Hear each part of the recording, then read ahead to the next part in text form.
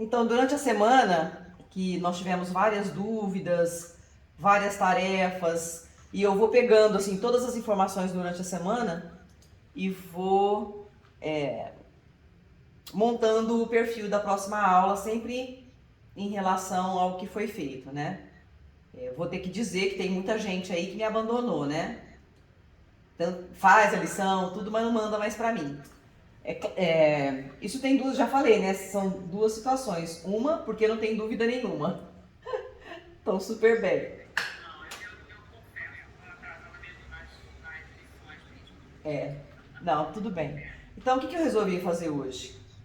Eu trouxe um artista que eu gosto demais e nós vamos folhear algumas obras dele, vamos analisar algumas cores, porque é uma maneira diferente da gente aplicar depois no nosso trabalho. É uma outra visão, né? Porque você tem sempre que buscar as suas informações na história da arte. Então, se ela se sustenta por tantos anos, séculos e milênios, eu acho que a gente tem que dar uma olhada nesse sentido para crescer um pouco, educar um pouco o nosso olhar e ver como que as coisas acontecem com eles. Então, é uma infinidade de artistas que eu gosto, que trabalha do mesmo jeito. Na verdade, eu penso de tanto estudá-los, né? E que foram meus influenciadores, tal. O David Hockney é um deles. Ele é um artista inglês. Eu, quando estive lá, eu peguei uma exposição dele sem querer, lá na Royal Academy, e foi assim, o maior vislumbre da minha vida, né? De tudo que eu já vi até hoje, eu fiquei pasma. Comprei todos os livros dele que tinha lá, já li todos, inclusive esse daqui. Tem outro que é a biografia dele. Ele é um luxo de pessoa, porque ele há 10 anos ou mais já trabalha com celular, já faz pintura em celular, pintura em dispositivo. E quando eu cheguei na exposição dele, os quadros pendurados até o teto, sem assim nenhuma, sem essa formatação de galeria, sabe? Foi uma coisa assim, fiquei deslumbrada com tudo aquilo. Eu percebi que na obra dele, as cores tinham um comportamento diferente, tinha uma aplicação diferente, uma abordagem diferente. E eu olhei tudo aquilo, e eu sempre gostei de estudar muito, mas eu nunca tinha visto uma coisa parecida. E esse David Hockney me abriu assim para um mundo que eu não conhecia e passei a estudá-lo. E na volta da viagem eu já vim devorando o livro dele e lá descobri que ele passeava, ele mora nos arredores de Londres e ele passeava com o celular, fotografando e pintando. E aí eu me toquei que aquelas cores eram todas digitais, porque o brilho e a intensidade das cores, ela é diferente da pintura digital. E eu comecei a estudar o trabalho dele. Ele pinta fisicamente também, mas ele pinta também de forma digital. E depois dei uma olhada na internet, nos equipamentos que ele tem. É uma coisa assim, né? Que eu acho que a gente nem em sonho a gente vai conseguir ver o equipamento daquele. Ele é muito fera. Então ele tem equipes de fotógrafos que trabalham para ele, de artistas digitais. Então é assim, ele é uma empresa gigantesca. E eu, essa semana, fiquei pensando quem que eu poderia mostrar para vocês que poderia ter alguma influência naquilo que nós estamos fazendo. Eu não quis pegar nada muito para trás, porque nós brasileiros temos uma cor bastante intensa, nós temos muita luz e os nossos trabalhos são bem mais vibrantes que os europeus. Por isso que eu acho que o David Hockney me assustou tanto. Então eu tenho outras também que eu vou apresentar semana que vem, que é a... Gente, eu tô com a cabeça terrível, a minha cabeça tá cheia d'água. Georgia O'Keeffe, gosto demais dela. Ela é americana, mora em Santa Fé, morava em Santa Fé, não sei onde ela tá agora. Adoro a Georgia O'Keeffe. Então, assim, você tem que ler a história dela para entender a obra dela. É fantástica, maravilhosa. Então, as minhas maiores inspirações foram esses dois em termos de cor, de estudo de cor. Para você estudar e entender também o comportamento da cor e o impacto que ela... Porque a gente estuda cor para causar um impacto no observador, no seu cliente, seja lá quem for que vai admirar a sua obra. Então você tem que pegar essa pessoa e fazer com que ela faça a leitura completa da sua obra. E para isso, as cores têm que ser muito bem colocadas, têm que ser temperadas. Tem que ser temperadas como a gente tem visto, né, ao longo desses 6 meses. Então hoje eu vou colocar o David Hockney aqui em pauta. E hoje não vou pintar, mas nós vamos entender como funcionou a cor para o David Hockney e como ele fez com que essas cores vibrassem, né? E Posso fazer uma pergunta? sim, Ele pegou as cores da tela e ele pegou ou eram as fotos que ele trabalhava? não, ele fotografa. Nadir, nós estamos falando do David Hockney. Ele é inglês, você deve ter visto as exposições dele lá em Londres, com certeza. Ele fotografa tudo que ele vê. Depois ele trabalha digitalmente.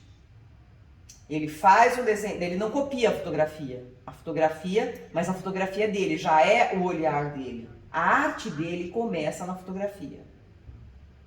Depois ele pega, leva isso para o digital, faz os estudos de cor, de luz, de atmosfera, tudo. Depois ele passa para a tela ou não. Entendeu? Eu tenho a impressão que algumas daquelas telas que eu vi eram trabalhos impressos digitais. Só que assim, a galeria tinha 8 metros de altura e tinha quadro dele até lá em cima. Então, e grandes, imensos. Então eu fiquei tão abobalhada que eu não tive condição de ver assim, mesmo porque eu não conhecia o trabalho dele e não sabia que existia essa possibilidade, né? Mas com certeza eu vou ver essa exposição de novo. Então aqui eu tô com o livro dele, né?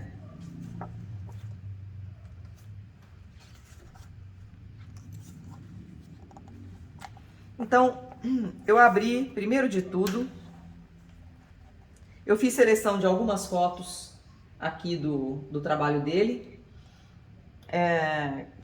para a gente fazer uma análise bem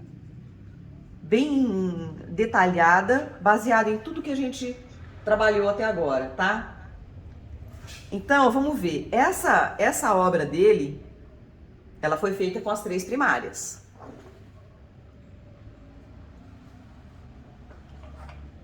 Certo? Então, olha, eu tenho um amarelo fechado. Esse amarelo, com certeza, foi misturado com preto. Eu tenho o vermelho fechado, um azul ultramar com preto, né? E aqui embaixo ele puxa um pouquinho o azul para o violeta. Preto, vermelho e aqui na roupa da figura, você percebe que a gente tem o ocre com branco, preto e os vermelhos. E o que foi interessante, que a gente tem que analisar nesse caso aqui, que ele escolheu a cor amarela como a maior parte do quadro.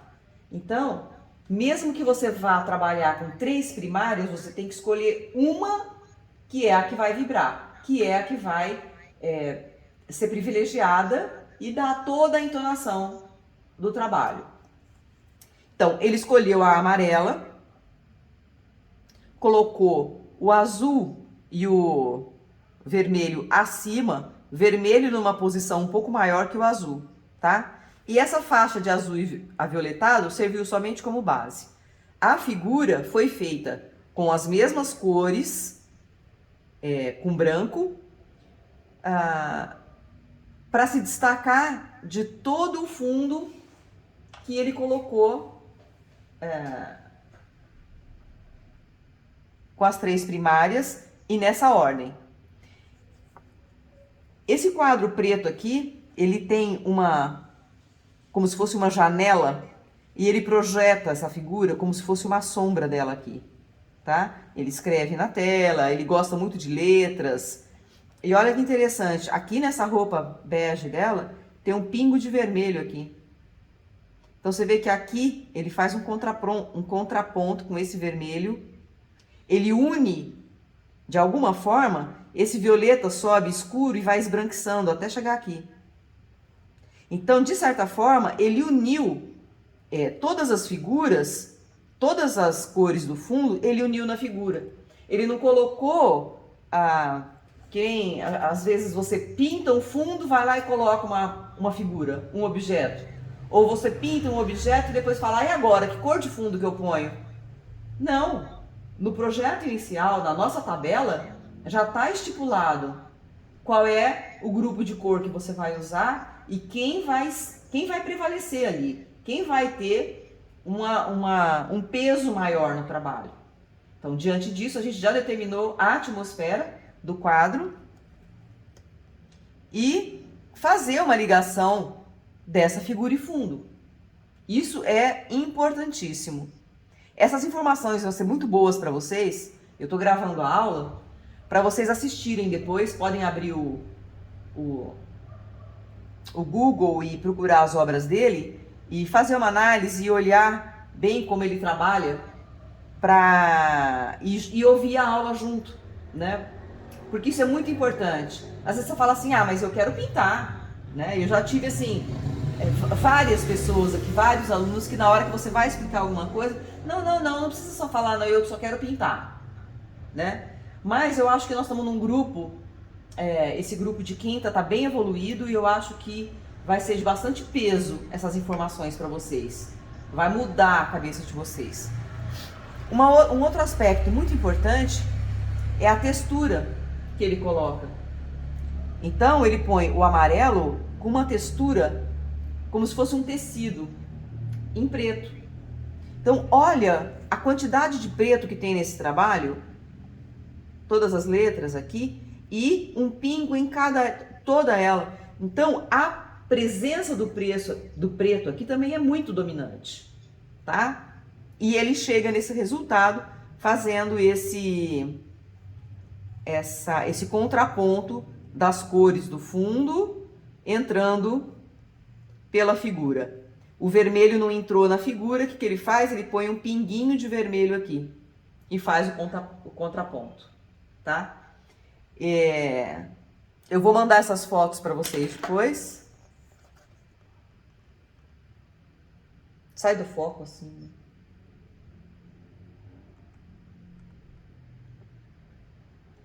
Tá?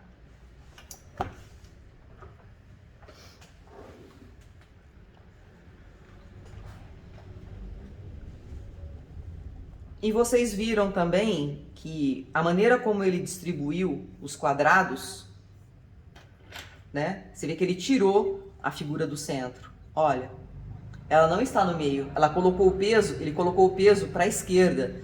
E todos os escritos para a esquerda.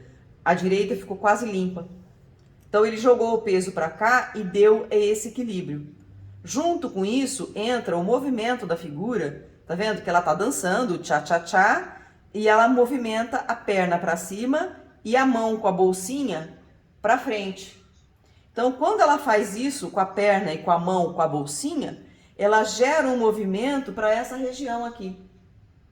Então, você tem esse suporte aqui, você tem esse apoio todo dos pretos aqui, chega na figura, faz a leitura dela e ela te empurra com o pé e com as mãos para você fazer isso daqui, faz essa volta e sai do quadro.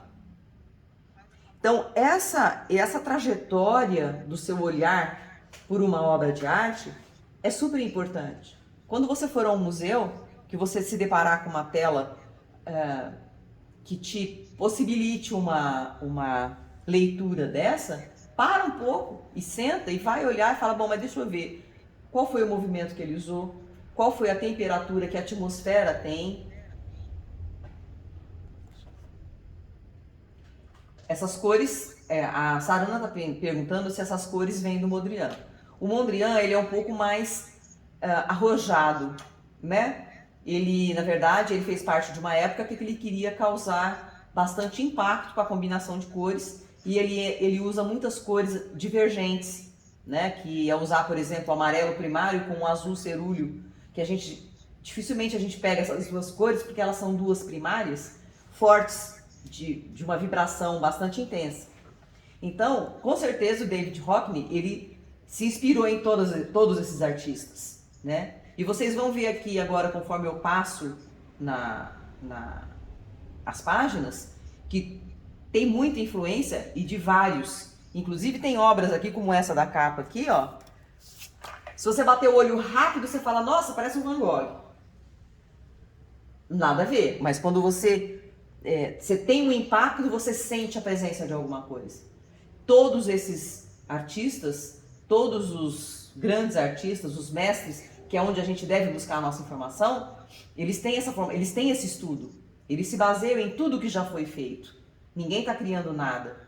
Tudo é estudado, adaptado à personalidade própria de cada um e é onde você passa a criar, tá? Hoje em dia se criou uma rede de artistas imediatos, né?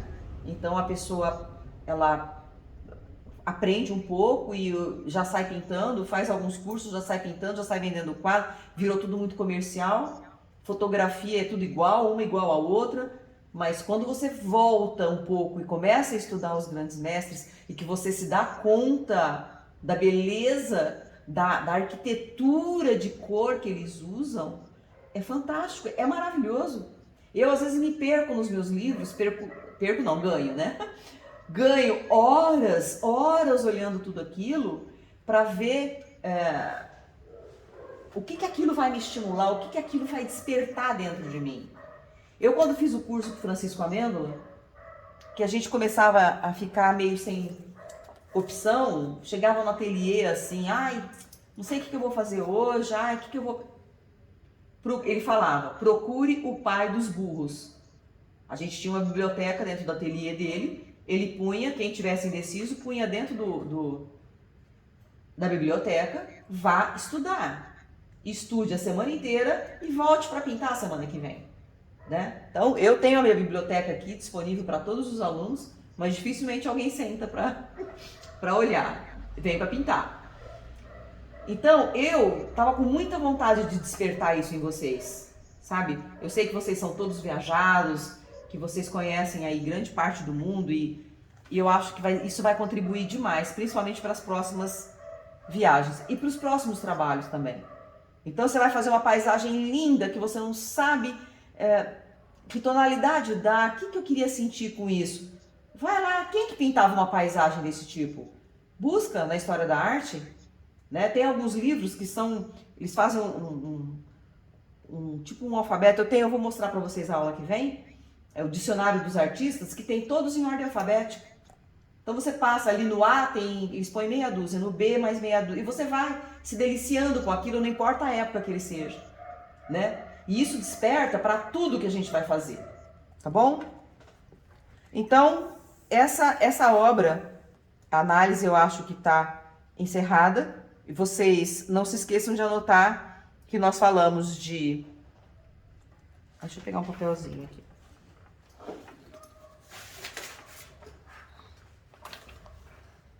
Anotem, viu? Não custa nada. Então, nós trabalhamos com texturas. Nós observamos textura, movimento e a luz dele. Ele pôs uma luz chapada nos ombros dela, como se a luz estivesse incendiando ela pela frente e pela esquerda. Também tem um ponto. Então você olha assim, mas uma obra dessa, né? Essa obra é de 1961. É uma obra bem contemporânea, mas ele segue inclusive as regras de balanço, tá? Balanço, equilíbrio de imagem, tá? O movimento maior para mim, a maior sensação desse trabalho é quando ela joga um braço para trás, o outro para frente com a bolsa e a perna. Então esse daqui você fica bastante tempo se deliciando com isso daqui. Você tem a sensação que realmente ela tá dançando um tchá-tchá-tchá.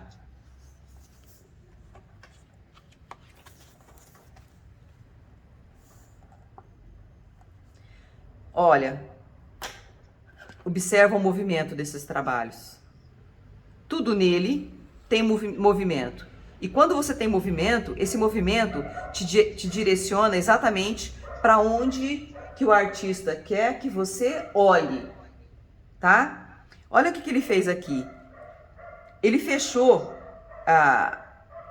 ele dividiu o quadro aqui em duas partes, como se fosse uma cortina. Ela lembra, inclusive, uma cortina de circo, alguma coisa assim. Ele lembra as montanhas, porque é uma paisagem suíça de 1962. E conforme você vai olhando, você vai se identificando com alguns elementos daqui. Ele pôs bastante movimento nessa cena do espelho. E por mais que você fique, né, aqui nas montanhas, né, e na casinha e tudo, todo esse conjunto te leva o olho lá para o fundo, para a escuridão. Você pode olhar, você fica aqui, você passa pela casinha, passa pelo objeto, aqui tem o movimento das pessoas, tem os montes nevados aqui e tal, e ele põe uma flechinha indicando Paris, para a esquerda, tá? Então esse céu pálido e depois a escuridão e o azul aqui no fundo que te leva a pensar 1 milhão de coisas, como se você for reto, eu tô dando a minha interpretação. Se você vai reto, você vai cair num mar azul, numa escuridão, melhor você pegar a esquerda e ir para Paris. E olha as primárias de novo, azul, vermelho e amarelo. Azul, vermelho e amarelo. O preto e o branco. Todo o resto são variações das 3 primárias de novo. E olha a beleza. Ele escolheu o azul como a cor principal agora. Né? Aqui só tem uma faixinha de amarelo e uma faixinha de vermelho. Aí ele faz o contraponto de novo. Você vê que isso é uma característica da obra dele. Ele põe o vermelho lá em cima e ele faz o contraponto de novo aqui na blusa da pessoa que está atrás da outra aqui. Tá bom? Tudo tem um significado muito forte, né? E vocês têm que, quando vocês analisarem a obra de um artista, é sempre bom vocês saberem de que época ele é e a nacionalidade, a cultura que ele vive, para você entender o que ele está falando aqui. Às vezes, para nós brasileiros, você olha e aquilo não tem muito sentido, né? Então, sempre, data, não precisa decorar, né, nada disso, mas você tem que saber qual é a data daquele artista. Se ele te encanta muito e você gosta muito de estudar a obra dele, se aprofunde mais, sabe em que época da vida ele fez aquilo, tá? Então, se você vai estudar Picasso, por exemplo, é uma infinidade, você não tem fim para estudar Picasso. Tem especialistas em Picasso, porque a trajetória dele é tão densa, tão variada, tão completa, que são anos de estudo, né?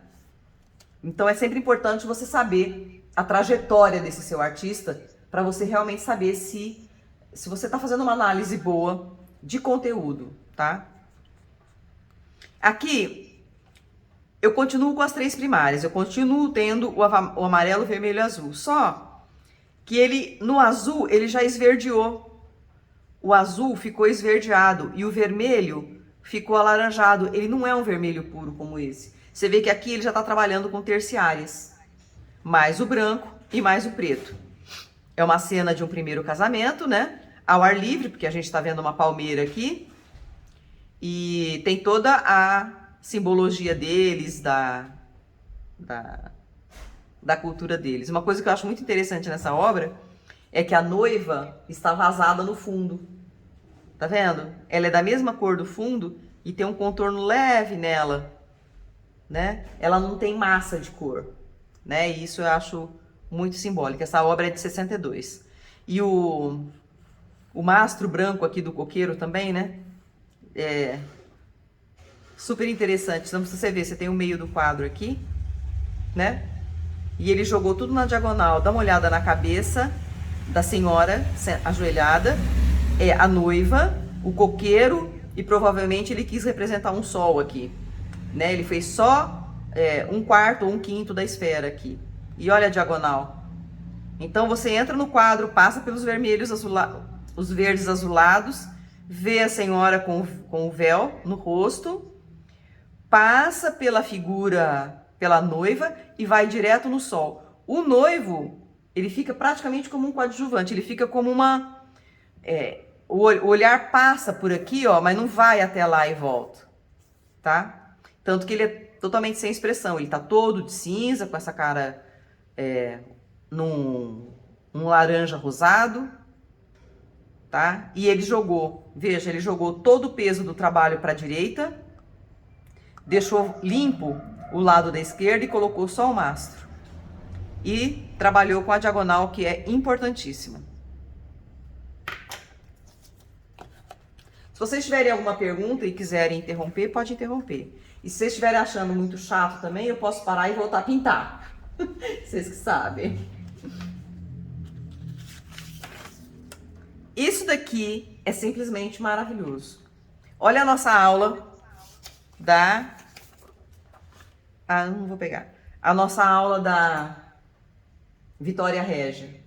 Você fala com muita emoção, a gente fica até emocionado. Obrigada, Rosa. Olha aqui o nosso trabalho da Vitória Régia. Lembra que nós trabalhamos do amarelo até o azul? É um set de cor dificílimo de trabalhar. Eu coloquei para vocês depois um desafio no grupo que tinha aquelas tonalidades frias também. Ele não é fácil. A nossa vontade é de enfiar o pincel no vermelho, no laranja, no terra, entendeu? A gente tem a necessidade dessas cores quentes. Mas olha a tranquilidade desses dois trabalhos. Olha isso. Aqui ele trabalhou com o laranja e o azul. Então, a figura é um terra queimado.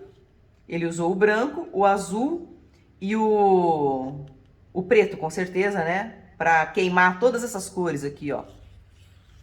Então, a entrada de vermelho aqui é um pingo para tudo isso daqui. Nesse de cá, ele já não usou. O que eu acho fantástico no trabalho dele é como ele compõe. Olha aqui. Ele separou o trabalho aqui, colocou a água como assunto principal, azul e branco.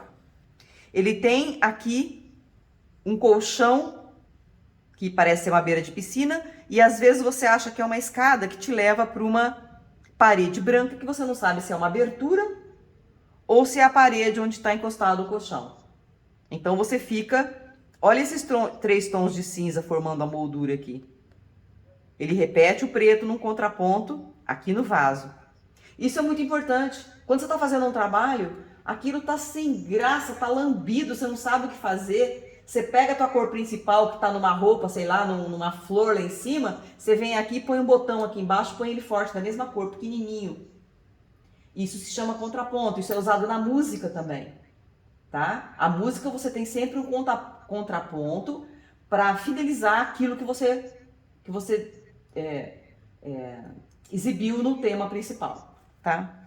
Então, de novo, ele coloca o meio, o vaso aqui tá bem no meio da cena, só que ele colocou todo o peso pro lado esquerdo, pro lado direito, e deixou apenas uma arvorezinha pendendo pro lado direito, e é a mais fraquinha delas, tá? E aí nós temos esse movimento maravilhoso da água, com vários tons de azul e de branco. Branco aqui e branco aqui, nos dando a sensação de infinito. Quando você olha, tanto o fundo da piscina, a parte do fundo lá, e essa abertura, você não sabe se realmente se é uma parede pintada de branco ou se realmente é um infinito, né? Que ele quis demonstrar. E isso é o que nos leva a ficar olhando para uma obra dessa sem cansar. O tempo todo, pelo tempo que você quiser. Olha essa composição aqui agora. ele não separou o quadro assim. É uma tela quadrada. Ele colocou um quarto, mais ou menos, um pouquinho menos, um quarto da folha, colocou a figura na diagonal, apontando para fora. Só aqui você já ganhou tudo que a gente precisava. Então o que acontece? A gente vem aqui, passa por essa água, por todo esse movimento, esse enrosco que ele fez. Ele usa o amarelo com o vermelho, um do lado do outro, para a cor vibrar. Quando você faz uma faixa de cada cor, elas vibram muito. Então ele causa um desconforto visual aqui. E ele vai subindo, tudo na vertical, tá vendo? Ó, todo o trabalho dele aqui de movimento foi feito na vertical. E aí você cai, você sobe aqui, inevitavelmente você cai no rosto da figura. E que te joga pro fim do quadro, terminando a leitura, tá? Gosto muito desse trabalho, mas tem um da piscina que eu gosto ainda mais. Eu vou deixar marcado, porque depois eu vou mandar a foto para vocês.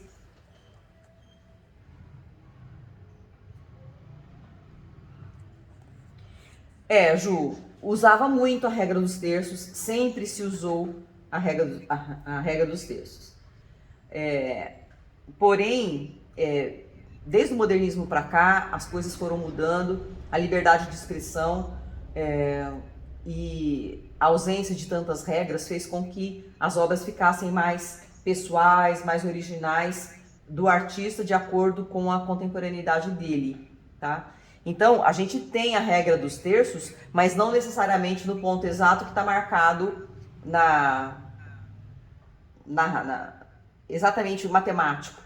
A gente tem a sensação de que está ali, né? Mas olha, por exemplo, esse da cama. Olha que cena impressionante. Somente cores frias ele usou. O verde, o azul e o amarelo. O branco e o preto. Só isso ele usou. Que é a composição lá da nossa Vitória Régia que nós fizemos na semana retrasada. Olha que coisa fantástica. Ele esquentou a pele da pessoa, mas não o suficiente para virar um vermelho. Ele continua amarelado. Ele pôs preto, pôs branco, né? Olha o contraponto do azul no travesseiro dele. E o contraponto do verde na cama. O verde da mesa. É lindíssima essa composição. E essas cores frias te dão a sensação de tranquilidade. Quando você trabalha com cores frias, você descansa a vista. Você consegue passar pela obra de uma maneira um pouco mais devagar, percebendo mais o que ele quis dizer. Diferente desse aqui, por exemplo. Ó. Isso aqui é uma revolução. Ele te leva pro ponto de fuga aqui, ó, totalmente turbulento. Parece que você vai... Isso aqui são toras de madeira. Parece que você vai tropeçar nessas toras de madeira para conseguir chegar lá no fundo. É uma cena bastante tumultuada.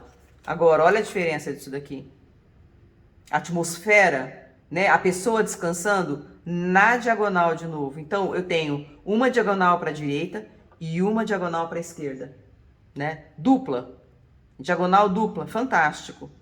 Tá? Então, você consegue entrar pelo quadro aqui, observa a cama, olha as sombras, tá? Movimento das dobras. Aí você vem aqui e entra pela figura, passa pela figura na diagonal, já cai aqui na diagonal e já vai direto para a janela. Então, isso se chama condução do olhar. Eu fiz um PDF só sobre condução do olhar, que eu vou passar para vocês logo. Isso é lindo. Isso é maravilhoso. Eu adoro. E eu tenho que ser sincera, eu nunca consegui fazer. Eu não sei se é a minha personalidade, mas eu nunca consegui fazer alguma coisa assim tão fria, tão calma, tão com essa paciência, com tudo isso que mostra essa obra, né? Eu acho que sou agitado demais. Aqui a gente vai conseguir ver, nesses três aqui que eu separei, mais a diferença de temperatura e de movimento.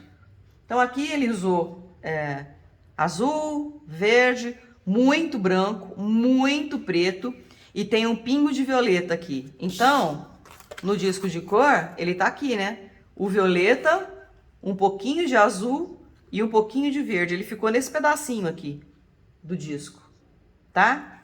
Mais o branco e mais o preto. De novo, a sensação de infinito que esse branco dá, né? É uma coisa que você realmente não sabe, você não consegue definir se é uma parede branca ou se realmente é um lugar que existe numa imensidão aí infinita. E a maneira como ele coloca as nuvens, né? Tudo muito simbólico. A mesma figura que ele forma a árvore, com essas bolas aqui, é exatamente o mesmo formato que ele forma as nuvens.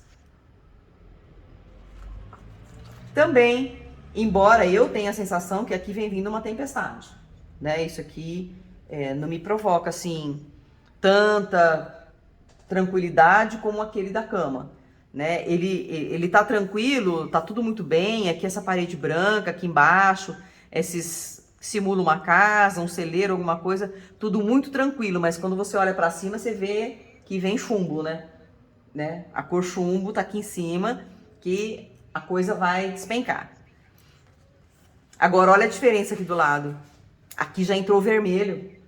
Olha o que acontece na hora que entra o vermelho.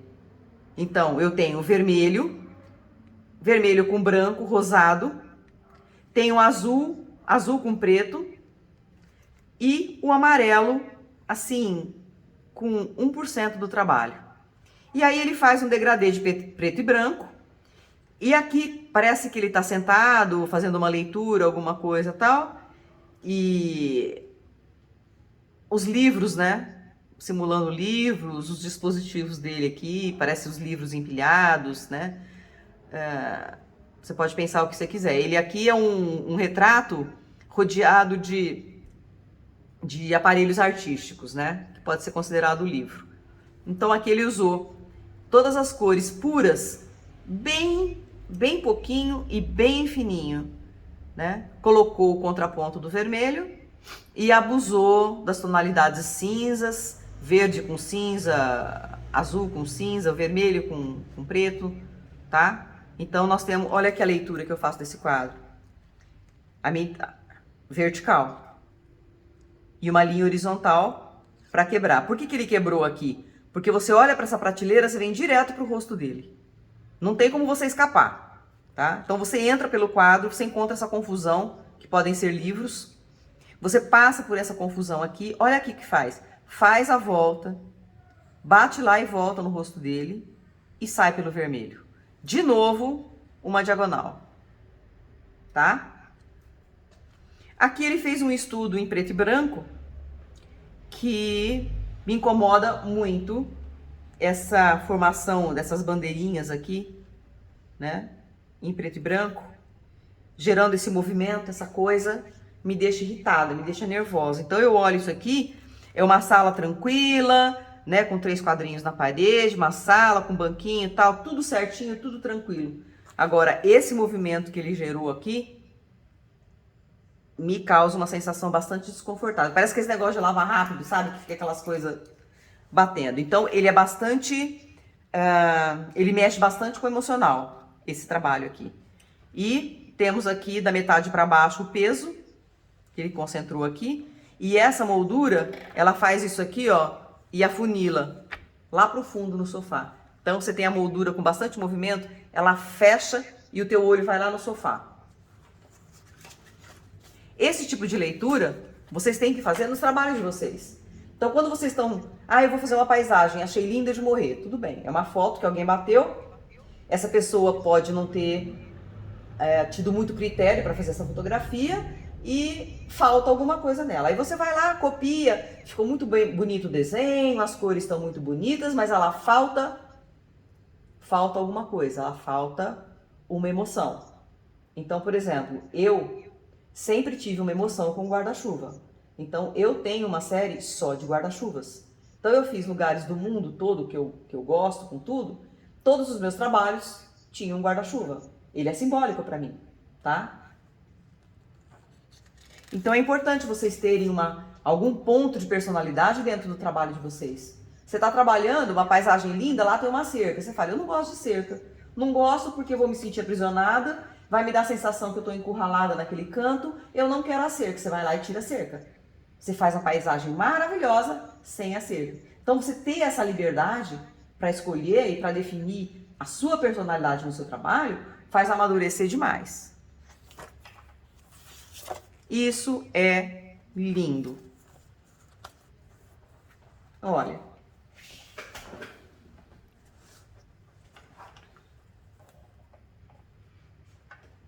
Chama Bigger Splash, que é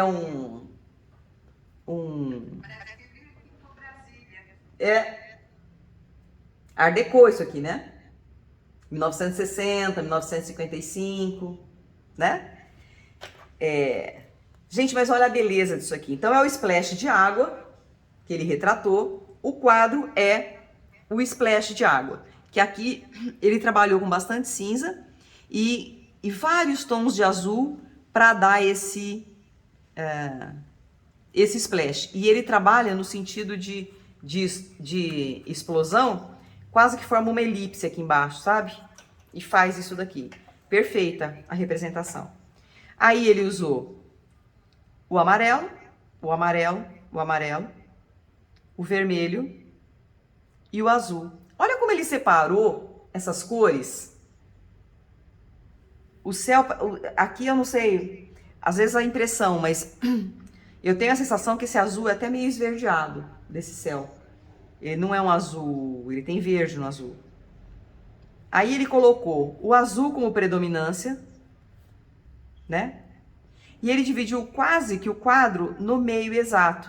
Que isso, diante das regras de academia, isso é um sacrilégio, você dividir uma obra no meio assim. Mas olha a composição perfeita. Ele dividiu a tela ao meio, colocou o piso, não colocou perspectiva, nem uma linha que indique que você vai olhar para lá, a não ser a prancha que está aqui na frente. Então, o seu olhar vai entrar pela prancha, vai se deliciar com o splash de água.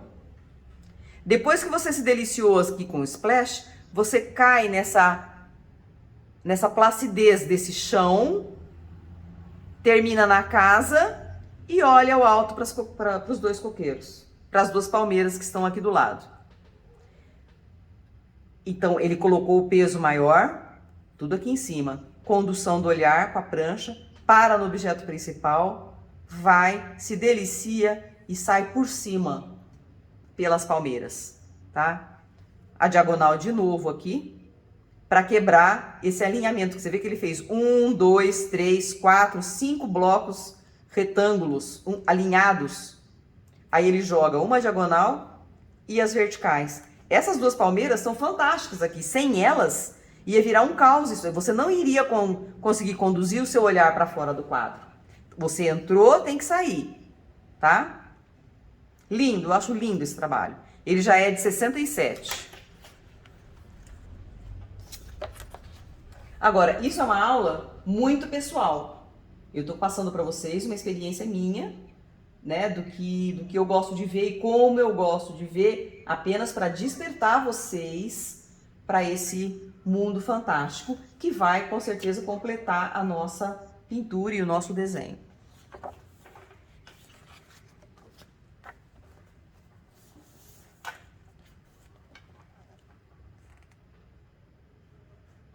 Muito interessante a obra. Os elementos que ele coloca. Vocês estão conseguindo ver? Então, né?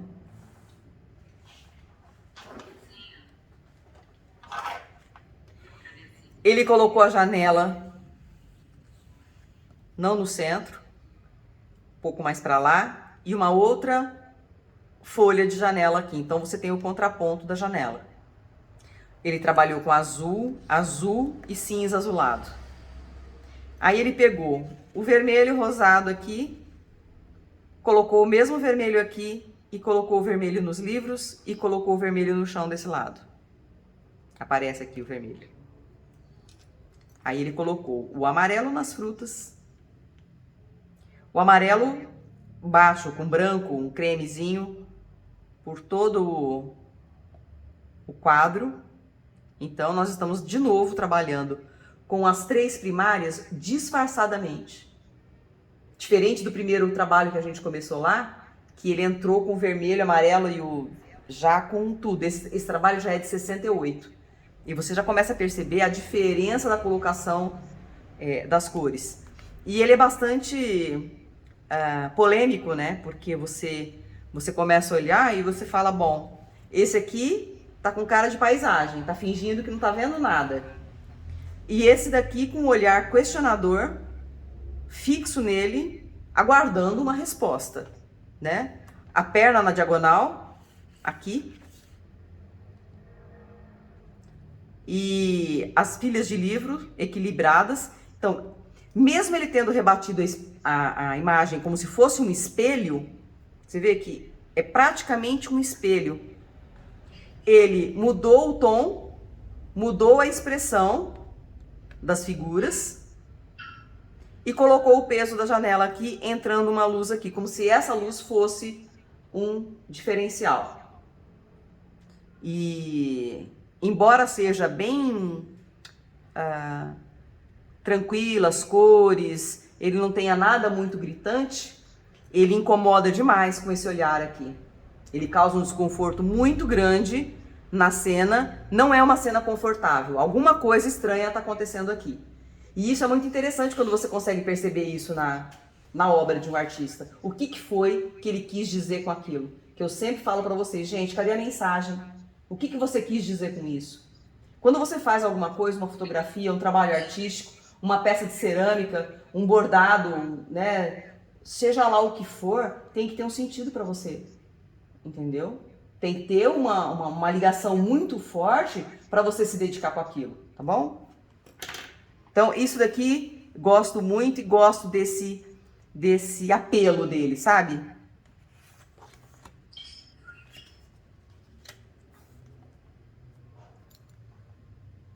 Aqui mudou o tom, né? Então, mudou o tom. Ele já passou para uma verde com vermelho. Oi? Aí ele chegou em Paris. Exatamente, muito bem observado. Ele seguiu a flechinha da esquerda. E aqui nós estamos em 1970.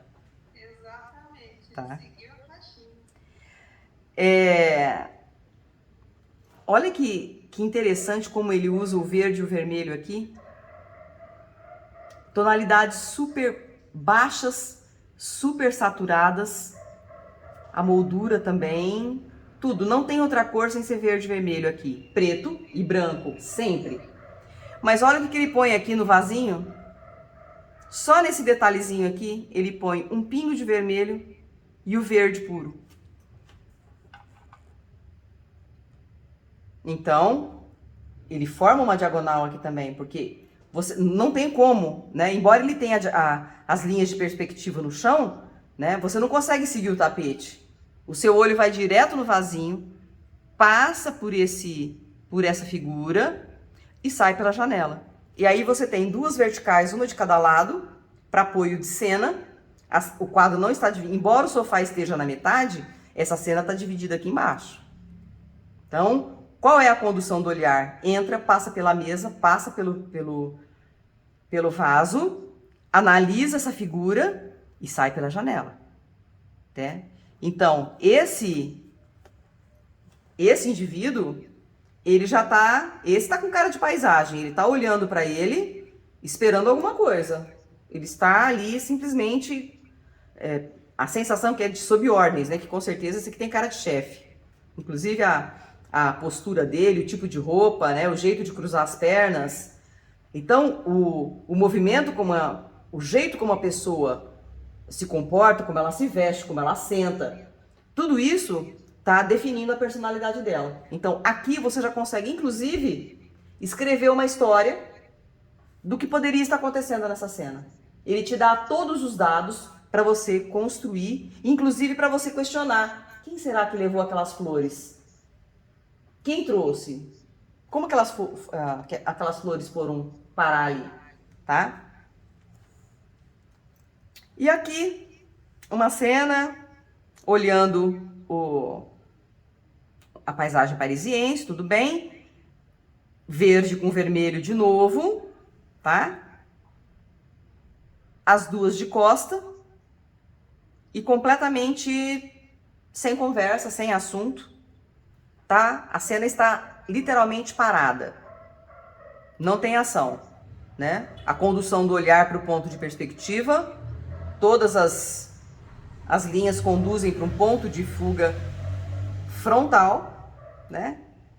E essas pessoas ali, faltando uma também, dá para você imaginar 1 milhão de coisas que está acontecendo aqui. Inclusive a postura que elas estão sentadas, né? Os dois ou as duas, sei lá, com as pernas cruzadas, que só aparece um pé aqui embaixo, tá? O outro coincidiu com o pé da cadeira, aparece um pé aqui e um pé aqui. Vocês imaginam se essas pessoas estivessem sentadas, ele tivesse pintado essa obra, com as pessoas sentadas, com as duas pernas para baixo, e daqui você visse as 4 pés. 4 pernas e 4 sapatos. Então, já ia poluir demais essa cena e você não ia ter... te inspirar a pensar em absolutamente nada. Então, aqui a gente tem um ponto de fuga frontal, né? Todas as linhas conduzem para esse ponto aqui, inclusive o olhar das duas figuras. Bom, aqui, essas cenas do cotidiano dele são muito interessantes, né? Aqui ele entrou com 2 diagonais, uma aqui e uma aqui, apontando para um ponto de fuga lá. E, de novo, o vaso e um livro amarelo, tá? Olha só, verde, o verde azulado e o amarelo. Aqui eu tenho o vermelho e o violeta.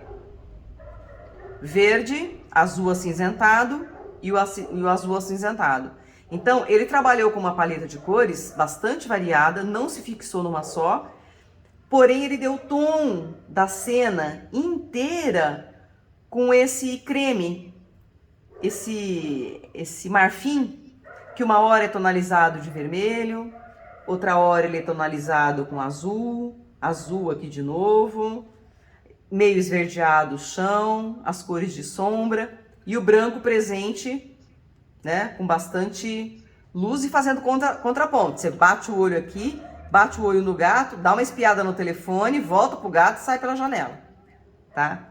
E também dá para escrever uma história aqui para tentar imaginar o que será que essa pessoa que está do lado de cá, que bateu a foto, ou que pintou, tinha mais uma pessoa na sala, porque os dois estão olhando para a pessoa aqui que está no meu lugar.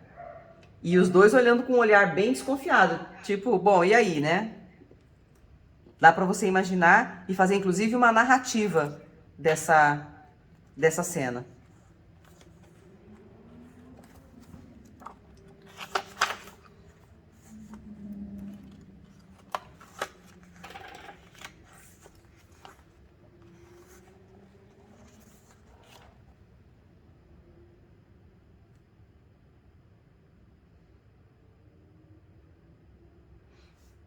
Aqui ele foi fazer uma visita em Santa Mônica. Aqui nós já estamos em 1984. Olha o que já aconteceu com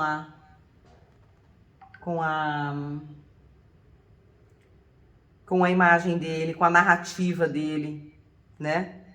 Como ele já deu uma confusão aqui em temas, em cenários, né? Como se ele estivesse fazendo um retrocesso, né?